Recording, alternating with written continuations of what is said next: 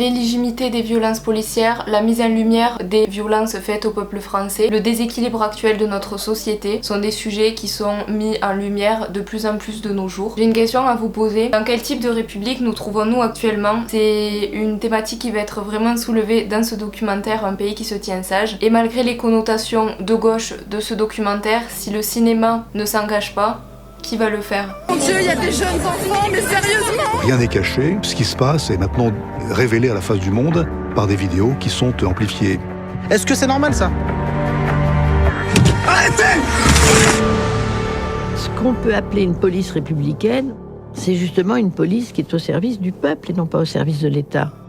Ce documentaire relatant toutes les violences policières qui ont été faites aux gilets jaunes, aux civils, aux innocents, aux manifestants durant cette période de gilets jaunes, c'est tellement révoltant. Nous vivons dans une époque où tout peut se partager de façon très rapide et d'ailleurs heureusement qu'on puisse avoir accès à des images comme ça. Cela permet de prendre conscience de ce qui se passe mais aussi de sensibiliser. C'est de façon très neutre que je présente ce reportage. Peu importe mon orientation politique, peu importe ce que j'ai vécu ou non et ma sensibilité, ce documentaire est là et je vais vraiment vous le partager de façon très neutre. Si vous vous posez la question des limites de la violence de l'État, le reportage de David Dufresne nous vous montrera vraiment que ce n'est pas toujours justifié et modéré. Les images qui nous sont présentées à l'écran sont vraiment insupportables. On assiste vraiment à la confrontation et aux provocations des manifestants et de la police. On nous montre également les mauvais côtés de la police ainsi que c'est bon, des gens qui réagissent ou pas, des manifestants qui sont casseurs ou pas. On nous pose vraiment une question de neutralité sur le même piédestal, mais après on voit vraiment qu'il y a des débordements du côté de l'État. Ce reportage n'est pas anarchiste ou anti-républicain ou 100% de gauche car il montre vraiment aussi les abus de certains militants. Pour recontextualiser, on parle d'œil, de bras et de mains arrachés, on parle de mutilations graves. Quand j'entends Benoît Barré, le secrétaire national de l'Alliance de la police, remettre en cause la légitimité de la police à attaquer des personnes dans un Burger King qui mangent et qui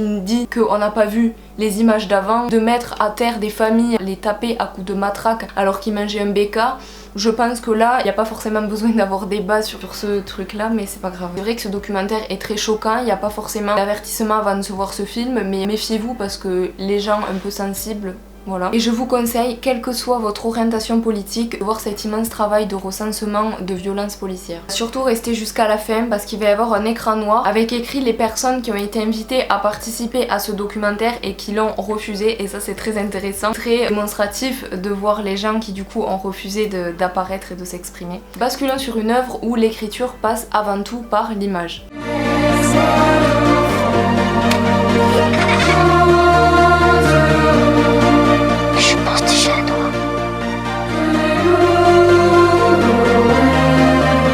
Contente qu'on se soit rencontrés. Bien qu'il puisse sembler difficile de dire du mal d'une œuvre de Céline Sciamma, d'autant plus la réalisatrice du chef-d'œuvre Tomboy, j'ai trop aimé. J'ai trouvé vraiment ce film superficiel et non abouti. Ce récit assez simpliste, d'autant plus par son casting ou par ses dialogues, nous font rester, selon moi, sur notre faim. Commençons d'abord avec du positif. C'est avec une poésie sans nom et un flou artistique que l'on suit l'histoire de Nelly, 8 ans, qui perd sa grand-mère. Le grand silence du film n'est pas subtil ou original, il est vraiment dérangeant. Il y a quelque chose pour moi qui ne marche pas dans ce film. Faut savoir que c'est un film français, du coup moi j'ai vraiment zéro culture en film français, que j'ai un peu du mal avec ça, donc c'est pour ça que je me suis dit on va voir Petite Maman, Céline Sciamma, t'as trop aimé Tomboy, etc. T'aimes bien ta façon de faire, mais là pour le coup j'ai été vraiment déçue. Je trouve que les jeux d'acteurs sont bons, mais la froideur de la petite fille vraiment me donne pas du tout envie de continuer le film. Évidemment je rappelle le contexte, elle est en deuil, mais ça n'explique pas vraiment sa froideur. On dirait en fait qu'on l'a forcée à tourner, à filmer cette fille. C'est pas du tout agréable pour le spectateur de voir ça. Ce moment de deuil il est pas vraiment émouvant en fait, il est juste chiant et fade en fait. Ce film il est sans artifice certes, mais il faudrait peut-être en mettre un petit peu. C'est un film qui dure 1 heure et quelques avec très peu de moyens, mais il est trop maladroit et trop minimaliste.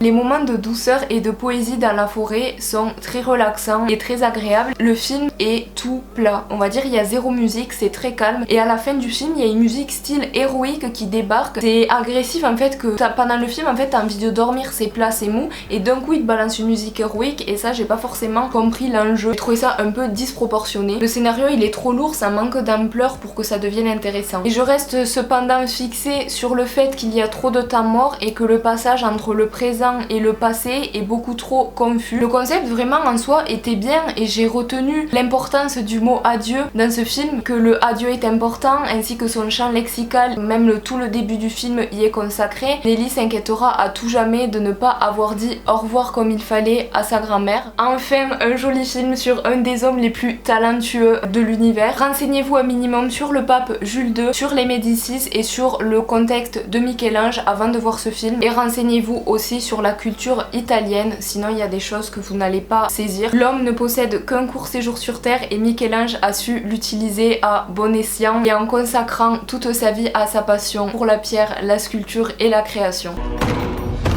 Se non vuole fare la tomba la farà qualcun altro, ma io ti t'ammazzo. Tutta questa bellezza.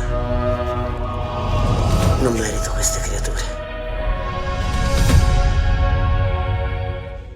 Je suis vraiment fascinée par la beauté des costumes et des reconstitutions de Florence, de Rome, de Carrare, mais aussi impressionnée par la scène de transport / d'acheminement du coup du grand bloc de pierre que vous allez découvrir dans le film. J'ai vraiment apprécié qu'on s'attarde vraiment sur la santé mentale du grand maître et pas forcément de ses créations. C'était intéressant de voir un petit peu comment il voyait les choses, comment il vivait et tout ce qu'il y avait dans sa tête en fait. Du coup c'était innovant qu'on se concentre sur lui et pas forcément sur ses exploits, même si bon on en parle quand même. Nous prenons donc sous notre aile le personnage de Michel-Ange qui est un personnage complexe et torturé. Nous sommes face à un homme qui vit pour la sculpture et pour la pierre et son obsession est d'en acheter et d'en avoir toujours plus pour créer de plus belles choses, mais ma déception est telle qu'on ne le voit jamais sculpté. On est quand même sur un film de 2h15 sur Michel-Ange, sur son processus de création, sur ce qu'il y a dans sa tête, et à zéro moment on le voit sculpté, on le voit polir un genou d'un Médicis, c'est tout. Et c'est tellement frustrant pour une fan de pas voir ce moment-là. À chaque fois j'étais là, bon, bientôt,